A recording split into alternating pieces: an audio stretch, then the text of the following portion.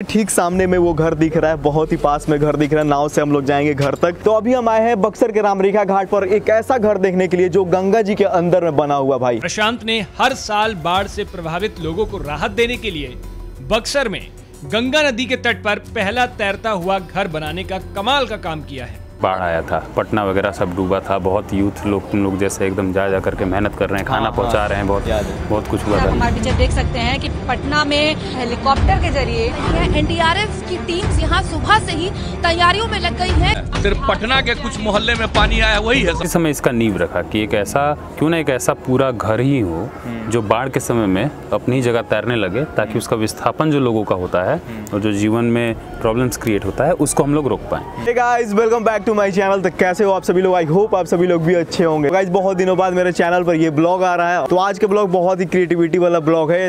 वो घर ऐसा वैसा नहीं है कि जमीन वगैरह पे बना हुआ है, वो घर भाई पानी के ऊपर है। यार मैं तो सोच के ही परेशान हो रहा हूँ कि भाई पानी के ऊपर कैसे घर बन सकता है। भाई घर को बनाने का उद्देश्य क्या है वो भी हम सभी जानने के लिए आए हैं। अभी हम लोग नाव से चलेंगे और घर के अंदर चलेंगे और प्रशांत भैया से मिलेंगे और आपको भी मिलाएंगे और डिटेल जानेंगे कि आखिर इस घर को बनाने का उद्देश्य क्या है। जैसे तैसे इस बड़े से नाला को क्रॉस करने के बाद भाई हम लोग पहुंच गए नाव वाले के पास। तो सब बड़े आदमी आवता तारा के यहाँ छोड़ तो अपन आदमी का चिन्ह डला 100 रुपए कमाया लगा जना तोरा का 500 रुपए के जाएंगे। नाव वाले भैया का बड़ी डिमांड था जी, बोल रहे 100 रुपए लेंगे भाई इतनी दूरी का। नाव वाले भैया को जैसे तैसे मनाने के बाद भाई धीरे धीरे हमारी नाव भाई फ्लोटिंग हाउस की तरफ जा रही थी यार। तो सामने खड़े हैं प्रशांत भैया। फाइनली नाव से उतरने के बाद भाई भैया से हम लोग मिले। सबसे पहले तो स्वागत है भैया हमारे चैनल पर मिस्टर बक्सर। हम लोग का प्लास्टर हो गया, ये पानी से खराब नहीं होगा। अब इस पे हम लोग को मेंटेनेंस के नाम पे जो पुराना पद्धति था गोबर को और मिट्टी को और उस पे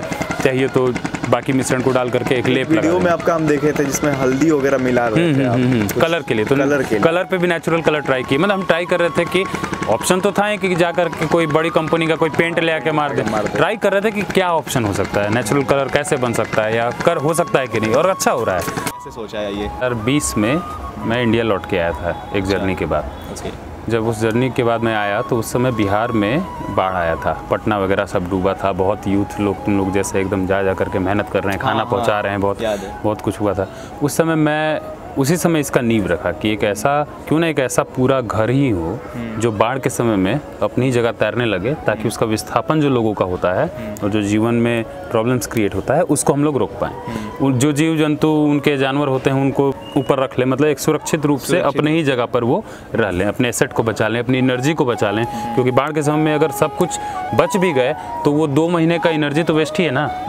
क्या कर पाएंगे अगर मान लो कि चारों खेत डूबा हुआ है, मवेशी को पकड़ के टंगे हैं, तो वो 2 महीने तक अगर एक लॉस होता है एनर्जी का, यंग एनर्जी का, तो पूरे स्टेट का लॉस है।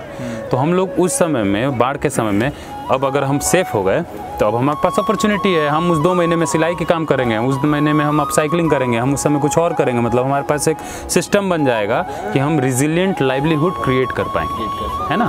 तो ये ओवरऑल एक उस चीज़ से रिलेटेड प्रोजेक्ट है। स्टार्टिंग कहाँ से की है बक्सर से? जैसे कि हम लोग वीडियो वगैरह से देख रहे हैं कि पूरा वगैरह साइड से आप बनाना स्टार्ट किए थे, तो बक्सर ही क्यों चूज किया? इसको बनाना हम लोग स्टार्ट किए हैं आरा में। अच्छा, आरा। इसकी जो फ्रेमिंग बनी नीचे का जिस प्लेटफॉर्म है वो सारा काम आरा में हुआ।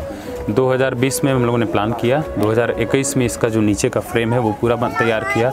2022 में हम लोगों ने इसका एक छोटा प्रोटोटाइप आरा में टेस्ट किया एक पॉन्ड में, और 2023 में हम लोगों ने इसको फुल स्केल पे बक्सर में किया। अब बक्सर क्यों? तो ट्राई कर रहे थे पटना, आरा और बक्सर, 3 ऑप्शन में था। बक्सर ने मुझे यहाँ बुला लिया कि यहीं का लगा कि ज़्यादा अच्छा है। सर लोगों का बहुत, डीएम सर का, एडीएम सर का, इन लोग काफ़ी मतलब एनर्जेटिक वे से इसको वेलकम किए प्रोजेक्ट को। गांव वालों लोगों ने इसको वेलकम किया। काफ़ी मतलब बुद्धिजीवी लोग जो बक्सर में है, विद्वत परिषद हैं, तो सब लोगों का एक मतलब बहुत बढ़िया, पत्रकार लोगों ने मदद किया। तो एक तरह से बहुत बढ़िया वेलकमिंग रूप से इस प्रोजेक्ट को बक्सर में मिला जगह, और बक्सर एक सिद्ध जगह है तो इस जगह पे काम करने में भी मज़ा आया। मेरा भी पहला एक्सपीरियंस है, बक्सर में रहा नहीं हूँ, पहले आया भी नहीं था ज़्यादा, तो मेरे लिए भी बहुत बढ़िया एक्सपीरियंस बक्सर का रहा। अब आपका होम टाउन बक्सर ही है? मैं आरा का रहने वाला हूँ। अच्छा, आप आरा के रहने वाले हैं? हाँ, स्टार्ट किया। हम छठ पूजा में देखे कि बक्सर के लोग एकदम बहुत ध्यान से देख रहे थे, एक आकर्षण का केंद्र बना हुआ था ये लोगों की नज़र में। हाँ, कुछ अलग होता है तो लोगों को इंटरेस्ट होता है जानने में ना, कि और सबसे ज़्यादा कि ये है क्या।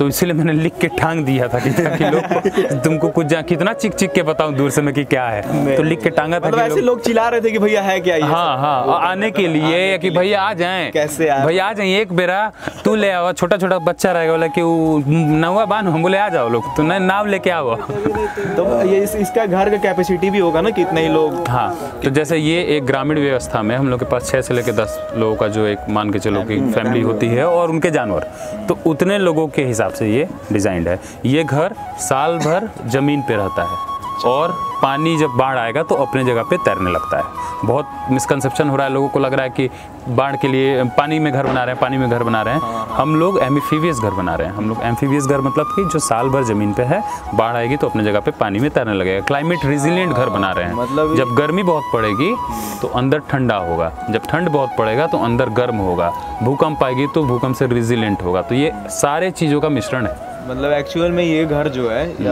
पानी के ऊपर नहीं रहने वाला, गंगा जी के अंदर नहीं रहने वाला, ये लो लैंड एरिया में जहाँ बाढ़ आता है, जहाँ के गांव विस्थापन होते हैं, क्योंकि गंगा जी में कौन रहता है? कोई नहीं रहता है, रहते तो साइड में ना है। अभी तक हम समझ रहे थे कि गंगा जी के अंदर देख रहे हैं घर, तो वैसा कुछ लग रहा था, इसीलिए हम मिसकंसेप्शन को इस पे क्लियर किए। भैया फील भी दिया एकदम गाँव वाला घर जैसे, मिट्टी उट्टी सब है एकदम। तो ये क्योंकि देखो ग्रामीण व्यवस्था ये है, हम अभी आर्टिफिशियल यहाँ बिछाने लगे लॉन ग्रास और प्लांट दिखाने, ये तो है नहीं। गाँव पे तो यही ना बनाएंगे लोग। इसमें हम लोगों ने टेक्निक को थोड़ा सुधारा, मतलब कि जो नॉर्मल वहाँ पे लोग गांव पे आज यूज़ कर रहे हैं, जो पुरानी पद्धतियाँ थी जो लॉस्ट हो गई, उस टेक्निक को फिर से काम किया। जैसे मान लो ये ब्रिक, इसको उठाओ ना जरा, ये जैसे ईटा है, ये जो बना हुआ है, अब इसको देखो, फील करो, हार्ड है, वेट तुमको मतलब कंपेयर टू जो अभी का ब्रिक है उसके कंपेयर में हल्का है ये, और वाटर रेजिस्टेंट है।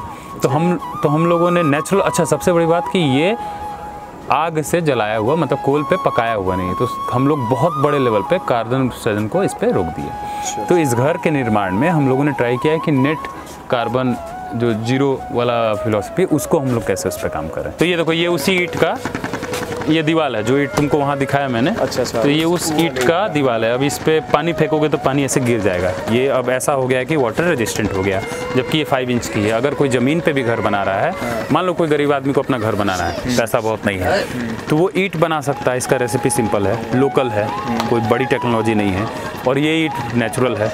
तो इस तरह के ईंट को बना करके वो अगर अपना मकान बना लेता है 10-15 इंच के दीवार का, तो उसका ऑलरेडी टेम्परेचर गर्मी में अंदर का ठंडा, ठंड में गर्म, तो वो एक ऑलरेडी एक सस्टेनेबल तरह से वो आगे बढ़ेगा कंस्ट्रक्शन। ओवरऑल जो प्रोजेक्ट है ये उस पूरे डायरेक्शन को मिला कर बहुत अच्छा है। हम लोग ने भी आके देखा, तो हम पहले दिन सोच लिए थे कि छठ पूजा से एक दिन पहले ही सोच लिए थे कि यहाँ पर आके भैया से मिलेंगे। ठीक है। वीडियो वगैरह तो देखे थे, कौशिक भैया के आईडी से हम लोग कनेक्ट है, तो वीडियो देखे थे, काफी अच्छा लाइक्स भी उन पे गया था, कोलैबोरेशन वगैरह था, बहुत अच्छा लगा देख के। तो हम लोग डिसाइड किए इतने सारे बहुत बढ़िया है और जाने। और यहाँ पर मतलब कितना रूम वगैरह बनाए हैं? टोटल देखो 2 रूम है इसमें, जिसमें अब कैपेसिटी बता ही दी, 1 फैमिली का कैपेसिटी। फर्नीचर जो है कोशिश करेंगे कि सारा मॉड्यूलर हो, मतलब दीवार पे से गिरा दिए तो नीचे हो जाए, खोल दिए तो ऊपर हो जाए, उस तरह से मॉड्यूलर तरह का ये रहे। ज़्यादा से ज़्यादा स्पेस मैनेजमेंट हो। उसके बाद सबसे ज़्यादा ज़रूरी चीज़ जो है, जो मैं ऐड करूँगा यहाँ पे, कि हम लोग अब मान लो पानी पे हैं, तो अब पानी पे हैं तो सबसे बड़ा जो बड़े समस्याएँ हैं, अभी तो मज़ेदार लग रहा है। अभी 1 घंटे में पानी यहाँ नहीं रहेगा पीने का, तो मज़ेदार नहीं लगेगा। पानी के बीच में फंसे हैं, तैरना नहीं आता है, पानी नहीं पी। तो हम लोगों को अब नदी का पानी को या बाढ़ के पानी को साफ़ करके पीने लायक कैसे बनाएं। अच्छा। हमारा जो टॉयलेट होगा वो नदी के या बाढ़ को कंटामिनेट कैसे नहीं करेगा, उसको कैसे रोकें। ये भी तो ना, हम टॉयलेट कर रहे हैं तो गंगा जी में कैसे गिरा देंगे, उसको कैसे हम सॉल्व करेंगे। हम बीच में हैं तो हमारे पास इलेक्ट्रिसिटी नहीं होगा, तो हम पावर ग्रिड कैसे अपना इंडिपेंडेंट कैसे रखेंगे खुद को। क्यों नहीं, अरे टॉयलेट हमारे पास ऐसा होना चाहिए कि कभी भी बाढ़ का भी पानी अगर है, अगर कंटामिनेट हो रहा है तो जा तो रहा है रास्ते भर होते हुए समुद्र में, रास्ते भर में वो कंटामिनेट तो करेगा ना, तो हमें उसको तो रोकना है। तो हम क्या करेंगे, हम लोग इसका सब चीज़ का सोल्यूशन, इसमें हम लोगों ने एक छोटा प्रयोग किया है, वो है ड्राई टॉयलेट। तो ड्राई टॉयलेट में क्या है कि अब हम लोग में इसमें फ्लशिंग नहीं है।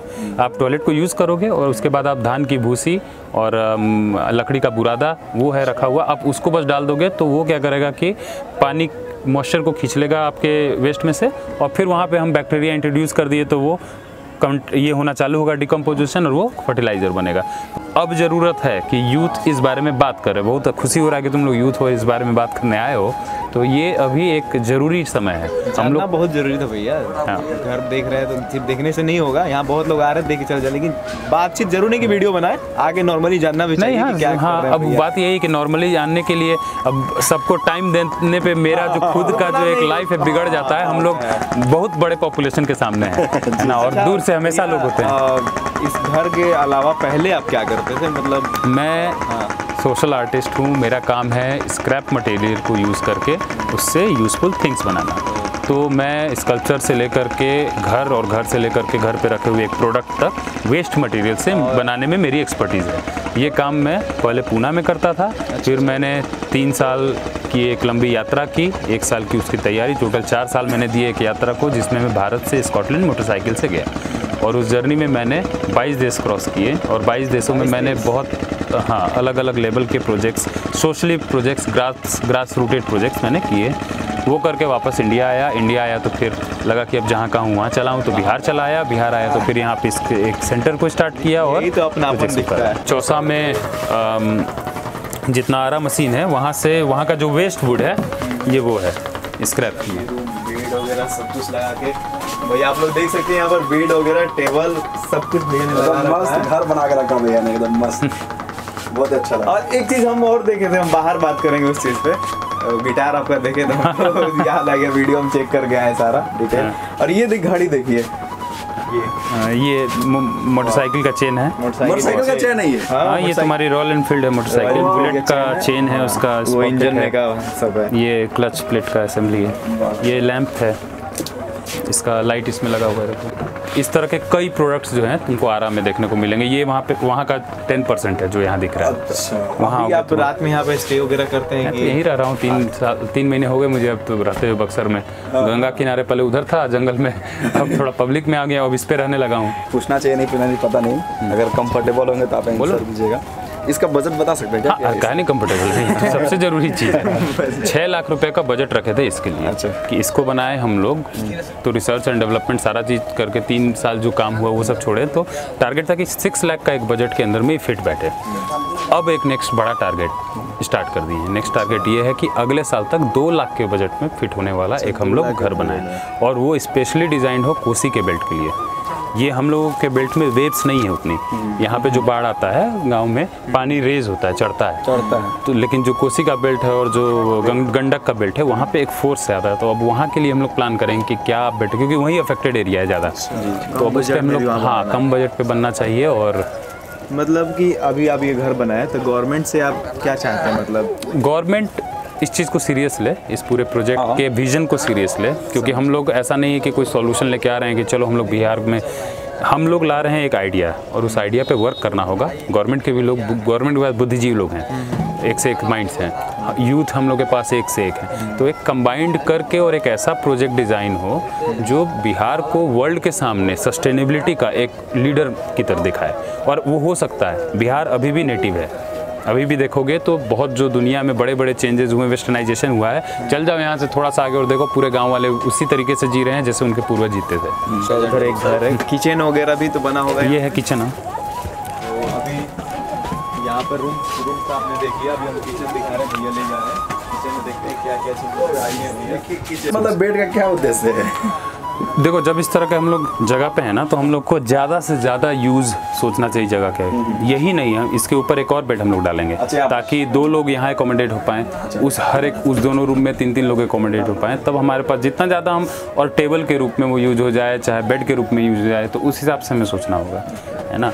अभी इसका जो ये है, तो इसका पानी जो होगा इसको हम लोग बाद में जैसे वर्टिकल गार्डनिंग डाल देंगे, तो हम लोग इसके पानी को फार्मिंग पे यूज़ करेंगे। अब जैसे ही हम फार्मिंग पे यूज़ करेंगे, अब हमको मालूम चल गया कि हम वही खाएंगे जो हम डाल रहे हैं, तो हम लोग हो जाएंगे तुरंत अवेयर, और हम लोग यहाँ कोई केमिकल डिश वॉशर नहीं यूज़ करेंगे।